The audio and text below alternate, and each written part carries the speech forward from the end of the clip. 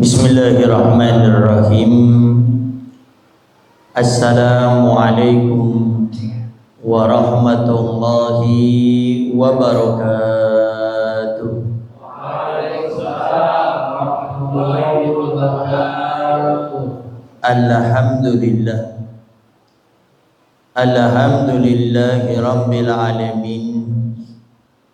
Wassalatu wassalamu ala asyrafil anbiya'i wa mursalin sayyidina wa habibina wa syafi'ina wa qurrati a'yunina wa nuri qulubina Muhammad habibi rabbil alamin wa ala alihi wa sahbihi ajma'in. Allahumma salli wa sallim ala sayyidina Muhammad tibbil qulub wa dawaiha wa afiyatil abdani wa shifaiha wa nuril absari wa diyaiha wa qutil arwah wa jidaiha wa ala alihi wa sahbihi wa sallim. Allahumma ja'al sarirati khairan min alaniyati wa ja'al alaniyati salihah, amma ba'du. Al-mukarram wal muhtaram yang sama-sama kita muliakan dan kita hormati selalu, para alim, para ulama, para asatidah, penyambung lisan sekaligus penerus perjuangan Nabi kita Muhammad sallallahu alaihi wa alihi wa sahbihi wasallam, yang kita doakan selalu mudah-mudahan para ustadz, para kiai, para ulama, para habaib kita diberikan panjang umur oleh Allah dalam keadaan sehat walafiat. Allah Subhanahu wa ta'ala berikan kemudahan kepada beliau, baik itu urusan dunia maupun urusan akhiratnya. Allah Subhanahu wa ta'ala jauhkan beliau-beliau semuanya daripada fitnah yang terjadi di akhir zaman ini. Amin, amin ya rabbal alamin. Dan juga tidak mengurangi rasa hormat kami kepada segenap para sepuh, para tokoh masyarakat, para ustadz, para kiai, para ajengan, dan juga segenap aparat pemerintahan, terkhusus kepada segenap perangkat desa, baik itu Pak RT, Pak RW,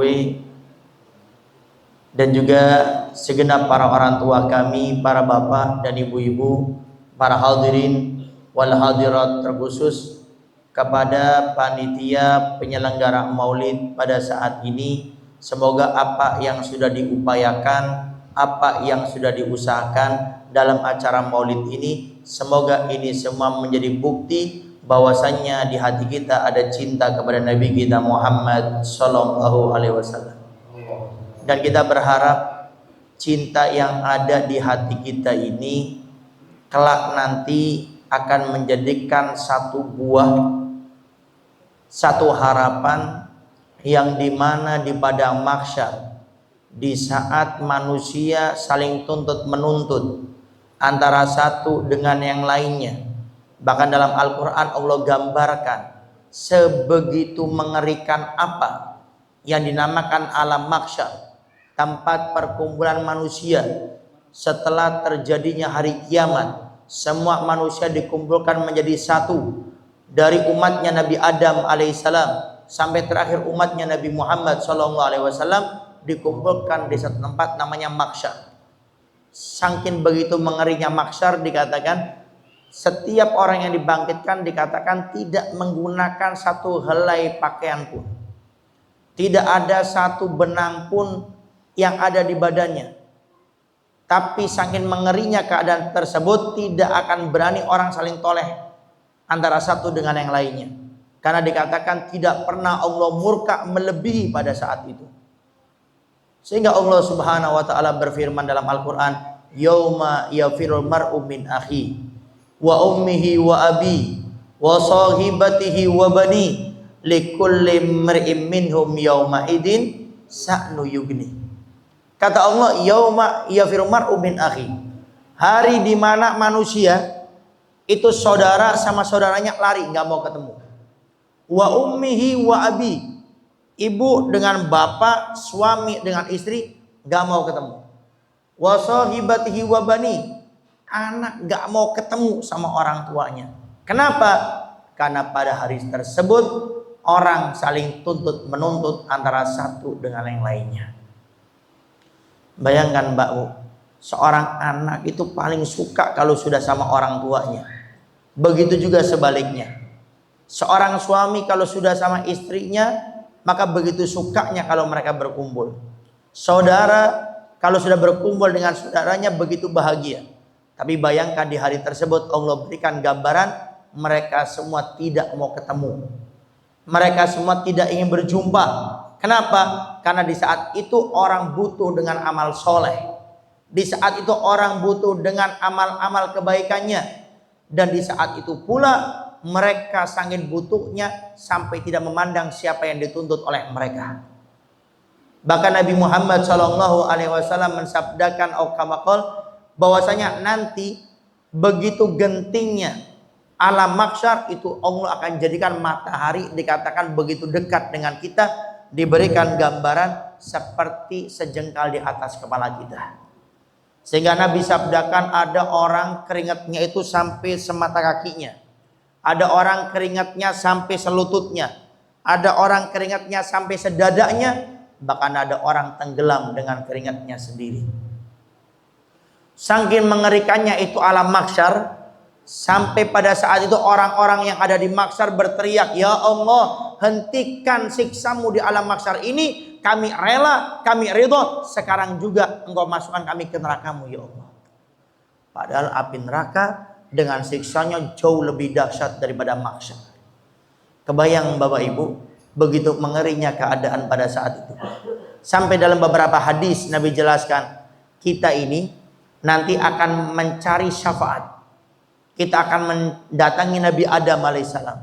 Kita berkata, wahai Nabi Adam, ayahnya manusia, tolong berikan kami syafaat. Nabi Adam mengatakan, nafsi, nafsi, nafsi, nafsi. Sendiri-sendiri saya tidak bisa. Saya takut saya punya kesalahan kepada Allah Subhanahu wa taala. Kemudian kita datang kepada Nabi Nuh.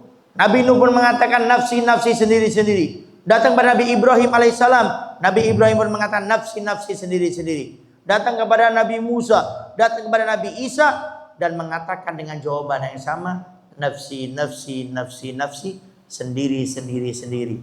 Sampai Nabi Isa alaihissalam mengatakan, datanglah engkau kepada Nabi Muhammad SAW karena beliaulah pemilik syafaatul udma. Kita datang Pak Bu kepada Nabi, orang seperti kita ini yang mungkin setiap harinya salawat sama Nabi jarang sekali. Yang mungkin kita untuk sekedar minum saja masih ada orang hari ini minum pakai tangan kirinya.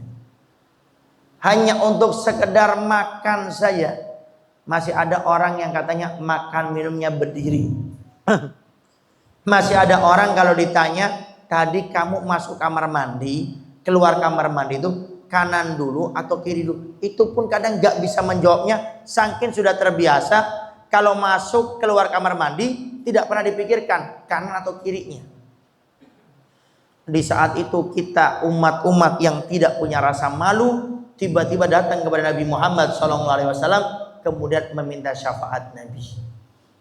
Maka kalau kita merasa punya rasa malu Pak Bu, mulai malam hari ini kita berniat, ya Allah, saya begitu malu sama Nabi, datang kepada Nabi kelak di akhirat, tidak pernah lidah ini menyebut namanya di masa hidup.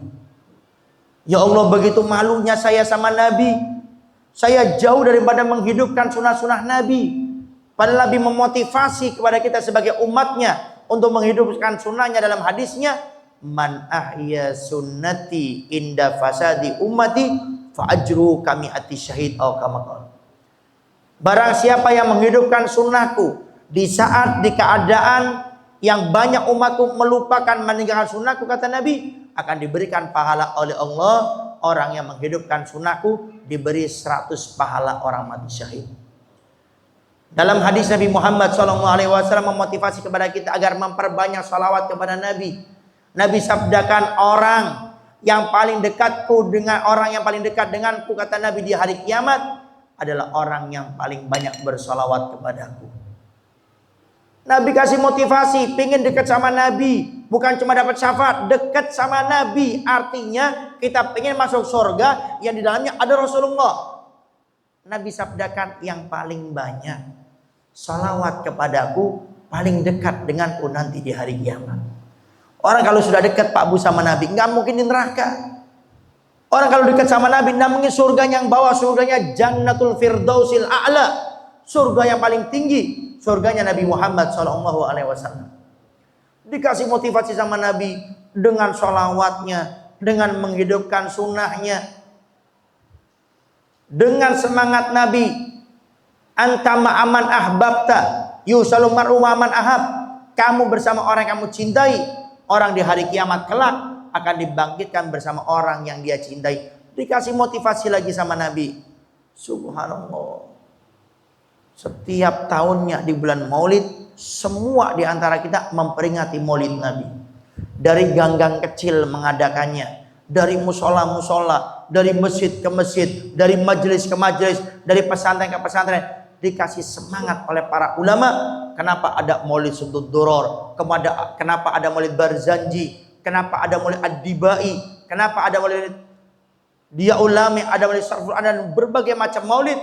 Kenapa? Para ulama saking cerdasnya mereka ingin bagaimana kita selalu ingat dengan Nabi Muhammad SAW.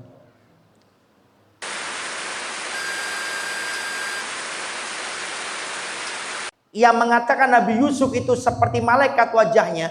Seandainya perempuan-perempuan tersebut hidup di zaman Nabi Muhammad SAW dan mereka memandang wajah indahnya Nabi Muhammad, kata para ulama, bukan jari yang dipotong, tapi kepala akan dipotong, tidak terasa terlepas daripada badannya.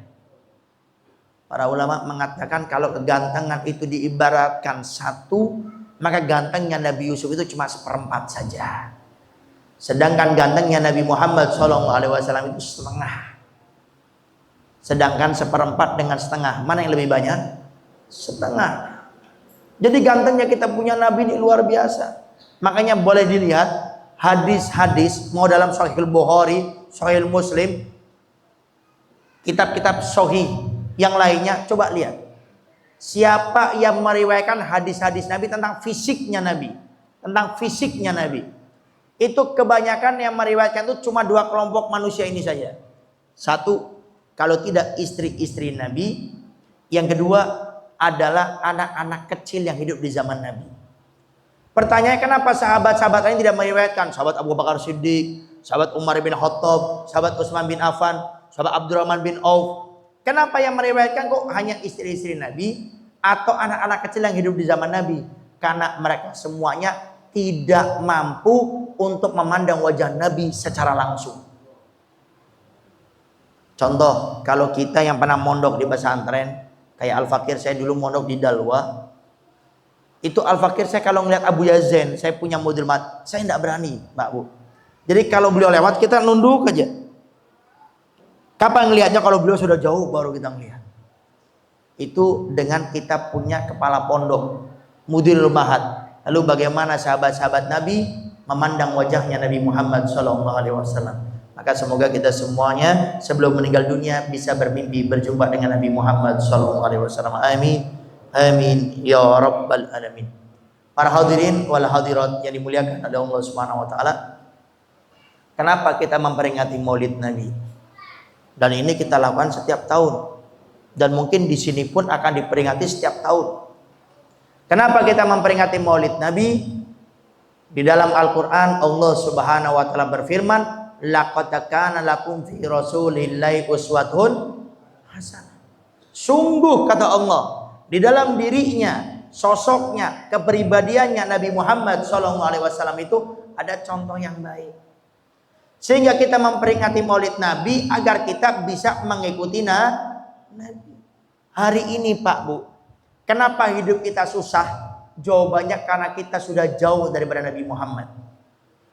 Kalau kita semuanya dekat sama Nabi Muhammad, tidak akan ada kata susah dalam kehidupan di dunia ini, Bau. Saya jamin. Walaupun Bapak Ibu kita miskin, gak bakal merasa susah. Kenapa? Nabi saya Muhammad lebih miskin daripada saya. Ayo Pak Bu. Dalam beberapa hadis riwayat dijelaskan, Nabi itu sering Pak Bu. Bukan ada, sering. Itu 3 hari 3 malam gak makan Pak Bu.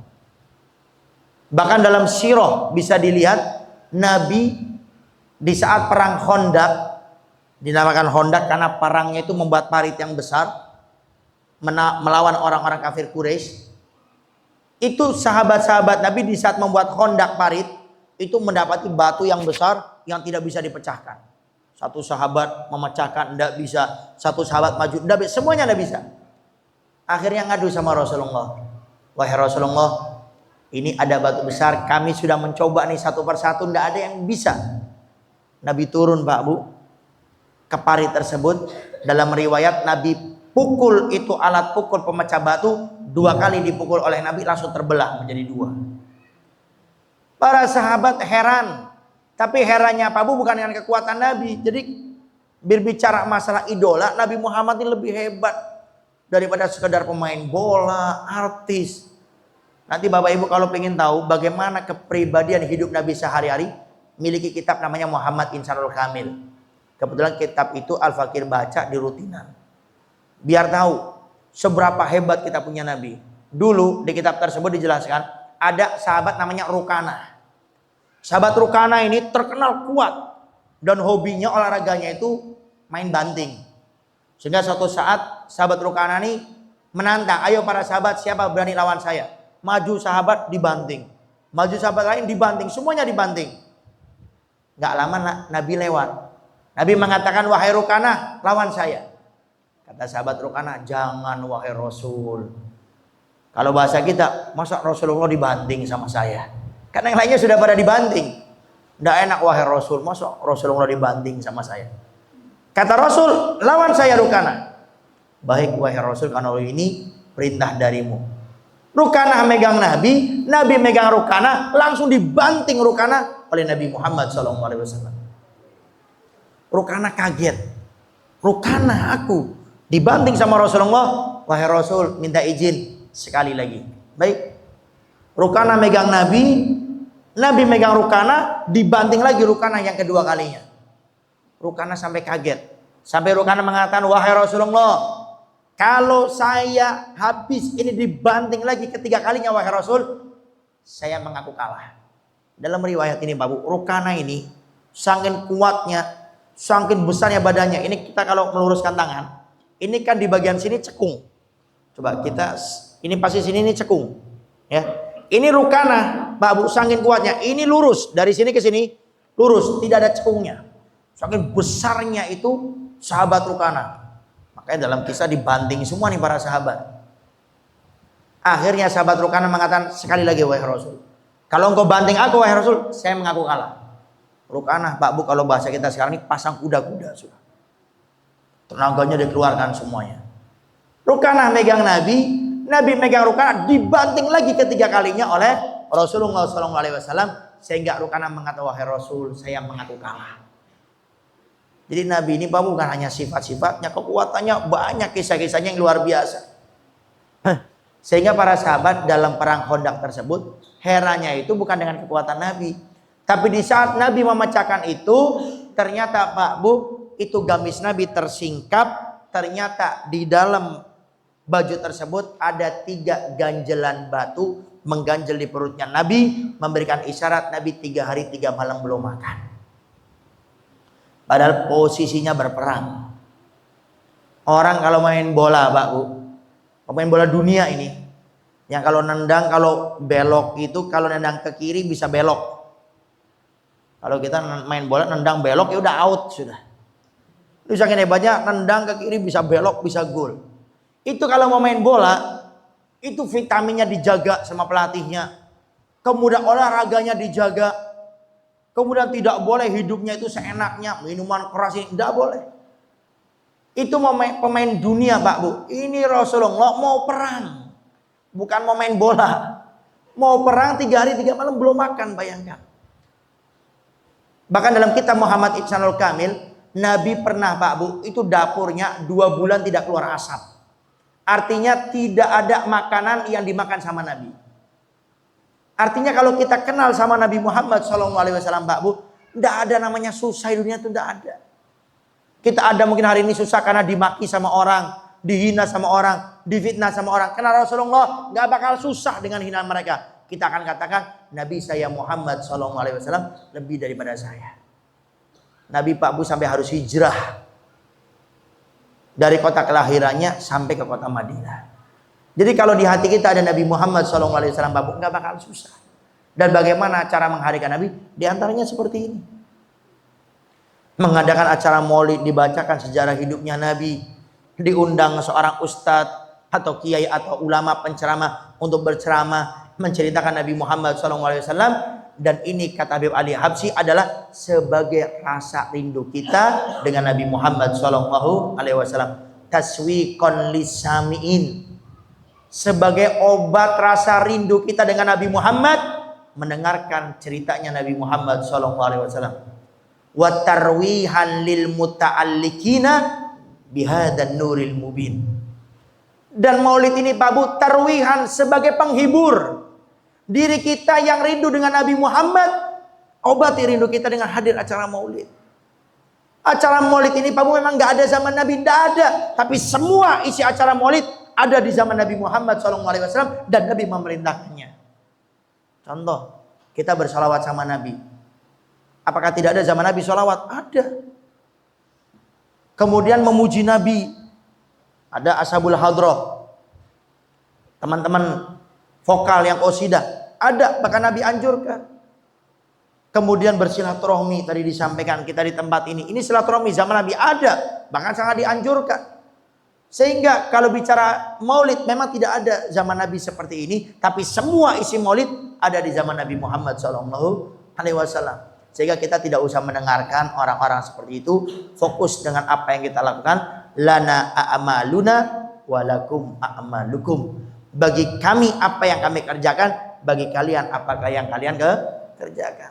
Sehingga maulid ini Pak Bu adalah salah satu cara agar kita ingat dengan Nabi Muhammad SAW. Karena kalau kita hidup Pak Bu sudah punya panutan, kita hidup ini sudah punya orang yang kita ikuti, hidup nggak bakal hilang arah. Hari ini baru ada fitnah yang hari ini sudah dimunculkan lagi, itu orang sudah ada yang kebingungan, bahkan sampai ada yang termakan fitnahnya. Kenapa? Karena sudah hilang arah. Kalau mereka, kita semuanya punya panutan namanya Nabi Muhammad SAW, nggak bakal bingung Pak Bu. Sekarang orang gara-gara beda pendapat, beda guru, saling memaki, saling menghina, menfitnah, mengadu domba. Di media sosialnya menulis tulisan-tulisan yang tidak pantas. Kenapa? Karena tidak memiliki idola, tidak memiliki panutan. Kalau kita memiliki panutan Rasulullah, kita akan kembalikan Nabi. Kalau dalam masalah seperti ini, apa yang Nabi lakukan? Apakah diperbolehkan gara-gara beda pendapat sama orang, kemudian kita saling maki, kita saling fitnah, kita saling gunjing, saling menjatuhkan marwah martabat seseorang? Kalau kita kenal Nabi, kita katakan saya tidak akan menghina dia. Kenapa? Karena Nabi saya Muhammad melarang saya untuk menghina orang. Saya tidak akan memfitnah dia, walaupun mungkin dia memfitnah saya. Kenapa? Karena Nabi saya Muhammad tidak pernah memerintahkan saya untuk memfitnah orang. Begitu indahnya Pak Bu, kalau kita ini bisa menerapkan hidup Nabi. Sabarnya Nabi dalam kisahnya, pemaafnya Nabi, keistiqomahannya Nabi, keteguhan Nabi, kemudian sifat-sifat Nabi yang lainnya, semuanya begitu indah kalau kita bisa menerapkannya. Bagaimana Ustadz agar kami bisa menerapkan hidupnya Nabi? Hadirkan rasa cinta sama Nabi. Kalau orang sudah cinta Pak Bu, dia akan mengikutinya. Dan orang cinta nggak butuh dalil. Apa dalilnya? Orang baca maulid, orang yang nanya gitu karena cintanya sama Nabi masih diragukan. Tapi bagi para pecinta nggak butuh dalil.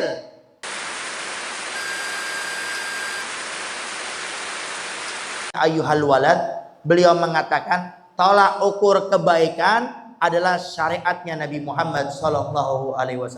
Muwafiqan li syar'i, baik buruknya sesuatu itu Pak Bu ditimbang dari syariat Nabi. Bukan apa kata saya, bukan apa kata ustadz, kiai, ulama, semuanya apa kata Nabi. Kita ngikuti ustadz, ngikuti kiai, ngikuti ulama, ngikuti habib, kalau beliau semuanya ngikuti Rasulullah. Tapi kalau ada ustadz ucapannya tidak ngikuti Nabi, ada kiai tidak ngikuti Nabi ucapannya, ada ulama ucapannya tidak ngikuti Nabi, ada habib ucapannya tidak ikuti Nabi, nggak usah kita ikuti. Kita tinggalkan tanpa kita menghinanya, tanpa kita menggunjingnya. Kenapa? Tolak ukur yang kita ikuti adalah Nabi Muhammad SAW. Sampai dalam Al-Quran Allah firmankan Pak Bu, Kul in kuntum tuhibbunallaha fattabi'uni yuhibbukumullah. Kul katakan wahai Muhammad Rasulullah, in kuntum tuhibbunallaha, kalau kalian mencintai Allah, fattabi'uni, ikuti aku Rasulullah. Apa buah orang ikuti Nabi? Yuhibbukumullah, maka kalian akan dicintai oleh Allah. Nah sekarang Pak Bu, kita lihat bagaimana sih hidupnya Nabi agar kita fokus. Orang yang fokus itu Pak Bu akan sampai tujuan. Orang yang gak fokus lama sampai tujuan, bahkan mungkin gak sampai. Apa sih yang Nabi lakukan dalam hidupnya? Dalam salah satu hadis Pak Bu bisa dilihat di kitab hadis Arba'in Nawawiyah, di hadis akhir-akhir Nabi sabdakan kepada sahabat Abdullah bin Umar, kun fid dunya ka'annaka gharibun au abirun sabil. Kata Nabi kepada sahabat Abdullah bin Umar, wahai Abdullah bin Umar, kun fid dunya, hiduplah kalian di dunia ini ka'annaka gharib, engkau ini seperti orang asing, au abirun sabil, atau seperti seorang musafir. Sekarang kita lihat Pak Bu, apa arti gharib? Gharib itu artinya orang asing. Orang asing ini Pak Bu, contoh, Bapak Ibu mau keluar dari rumah menuju ke Bandung. Dari Cirebon pengen menuju ke Bandung. Tapi Bapak Ibu berangkat ke Bandung itu nggak punya saudara, nggak punya kenalan. Kira-kira keluar dari Cirebon ke Bandung bekalnya ini dibawa banyak enggak? Banyak enggak? Banyak. Kenapa? Karena tidak ada kenalan di sana. Kalau ada kenalan mungkin kita cuma bawa ongkos saja, sama bawa baju ganti aja. Kenapa? Di sana ada keluarga, nanti tinggalnya di sana, nanti makannya di sana, minta bantunya di sana. Ada kenalan. Tapi kalau gharib, orang asing, dia nggak punya kenalan. Sehingga di saat dia akan berangkat ke tujuannya, dia siapkan bekal sebanyak-banyaknya. Au abirun sabil, atau seorang musafir. Musafir mana Pak Bu? Yang kalau dia melakukan perjalanan, dia netep nggak pergi lagi ke tempat lain. Tidak ada. Musafir itu akan netep sebentar, kemudian pindah. Seperti itu terus. Kalau ada musafir netep namanya mukim, namanya mustautin, sudah netep. Tapi musafir dia terus akan berpindah dari tempat satu ke tempat yang lainnya. Intinya Bapak Bu, kita hidup di dunia ini tidak selama-lamanya. Kita hidup di dunia akan pindah ke alam akhirat. Oleh karenanya bekal kita untuk menuju akhirat harus disiapkan. Ada Bapak pengen hidup selamanya di dunia? Ada Pak? Pengen sampai ngalamin hari kiamat? Pengen ngalamin zamannya Dajjal? Ibu pengen ngalamin zaman Dajjal, Ya'jud dan Ma'jud? Tidak ada.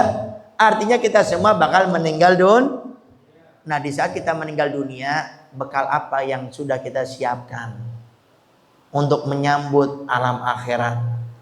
Sampai para ulama bilang gini Pak Bu, saya heran melihat orang yang setiap hari doanya minta surga. Tiap hari salat 5 waktu doanya minta surga. Rabbana atina fid dunya hasanah wa fil akhirati hasanah wa qina adzabannar. Doanya setiap hari minta surga. Pekerjaannya tidak mencerminkan ahli surga. Saya heran sama orang yang setiap hari minta sama Allah agar dijauhkan dari api neraka, agar tidak dimasukkan neraka. Setiap hari pekerjaannya mencerminkan ahli neraka. Saya heran kata para ulama dengan orang-orang yang seperti itu. Pengen masuk surga tapi tidak mengikuti jalan menuju surga. Tidak pengen masuk neraka tapi mengikuti jalan masuk neraka. Nabi sudah ingatkan. Jadi hidup di dunia ini Pak Bu cuma sebentar. Kematian itu kalau datang Pak Bu nggak pernah dengan pemberitahuan. Dan konsep cara kerja kematian Allah sudah beritahu dalam Al-Quran. Idza jaa ajaluhum la yastakhiruna sa'atan wala yastaqdimun. Kalau kematian datang, Babu, kata Allah, tidak bisa dimundurkan walaupun 1 detik, tidak bisa dimajukan walaupun cuma 1 detik. Itu kematian. Makanya sebagian ulama mengatakan yang kami takutkan itu bukan kematian, kata mereka. Karena mau nggak mau, suka nggak suka, kematian bakal datang sendiri. Tapi yang kami takutkan kematian datang, amal soleh kami masih sedikit. Dosa kami begitu banyak. Kematian datang kepada kami belum berdamai dengan Allah. Belum bertobat dengan Allah. Kematian datang, banyak kedoliman yang kami lakukan dengan teman-teman kami, dengan keluarga kami, dengan manusia. Kami belum minta maaf. Itu yang kami takutkan. Dan itu Pak Bu yang harusnya menjadi tafakur kita. Paling tidak sebelum tidur di malam hari, coba kita bertafakur, sudah santai, merenung, ya Allah, kalau seandainya malam hari ini aku menutup mataku, ya Allah, dan Engkau tidak izinkan mata ini untuk dibuka kembali, kami sudah meninggal dunia, kira-kira saya siap tidak berjumpa denganmu, ya Allah. Ya Allah, kira-kira dari pagi, siang, sore, sampai malam, kira-kira banyak mana antara dosa dengan pahala? Ya Allah, dari pagi sampai malam kira-kira banyak mana saya membantu orang atau berbuat zalim kepada orang? Ini yang harus kita hadirkan, Pak. Namanya tafakur. Sampai para ulama mengatakan tafakur sa'a khairun min ibadati sana. Merenung, Pak Bu, sebentar saja, itu lebih afdol daripada kita beribadah 1 tahun penuh. Makanya ini sebagian para ulama kita nganjurkan, paling tidak kalau kita mau tidur di malam hari, Pak Bu, sudah santai seperti ini, coba merenung sejenak tentang kematian, tentang amal ibadah kalau kita meninggal dunia, tentang dosa, berbuat zalim kepada orang lain. Kalau seandainya saya tidak dibuka matanya oleh Allah, ini adalah malam terakhir saya di dunia, direnungkan, Pak Bu. Kata para ulama, barang siapa yang sering bertafakur, maka orang itu akan mudah bertobat kepada Allah. Kenapa hari ini kita sulit beristighfar, bertobat sama Allah? Karena jarang bertafakur.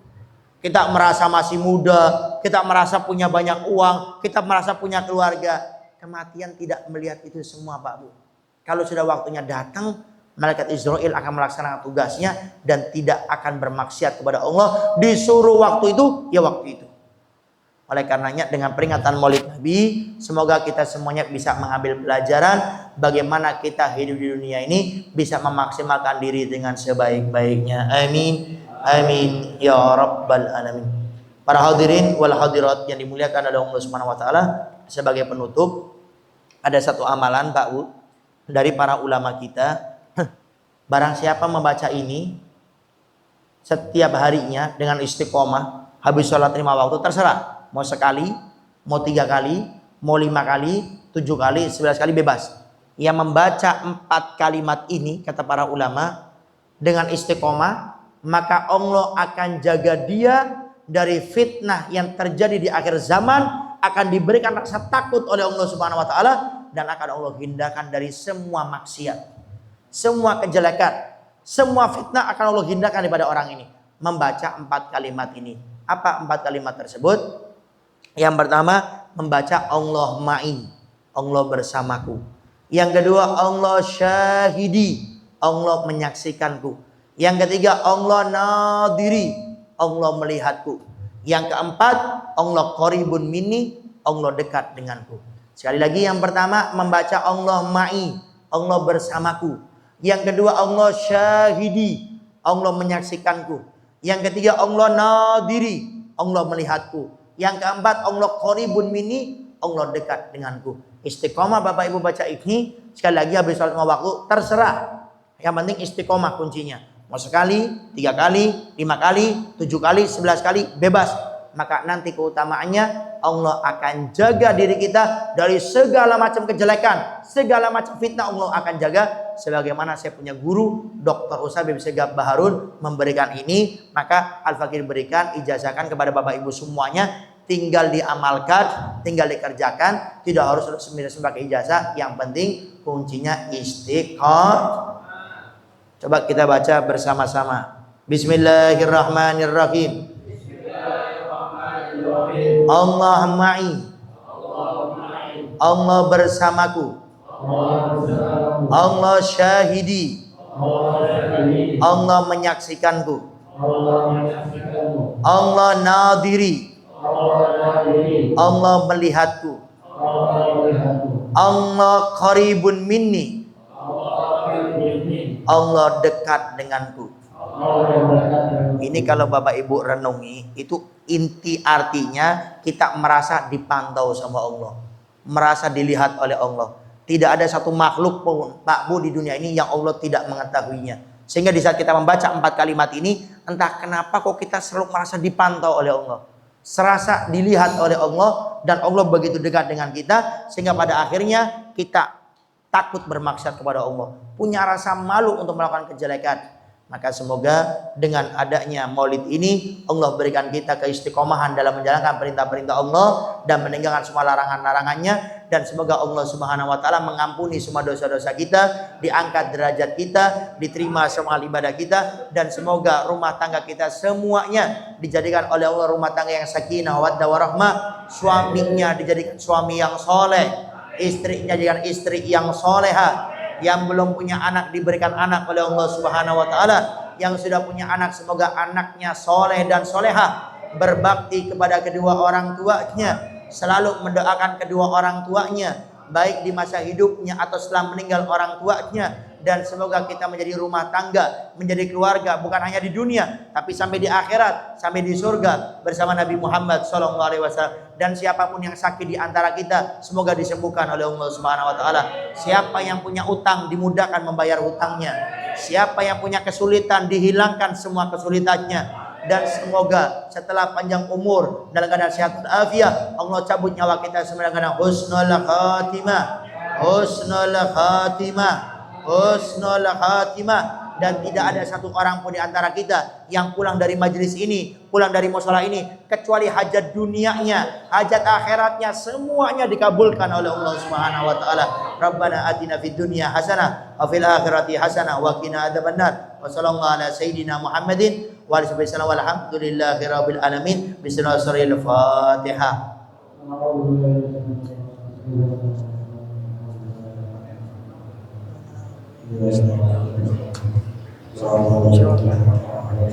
Baik, itu saja yang bisa Al-Fakir sampaikan, kurang lebihnya Al-Fakir minta maaf. Assalamualaikum warahmatullahi wabarakatuh. Waalaikumsalam.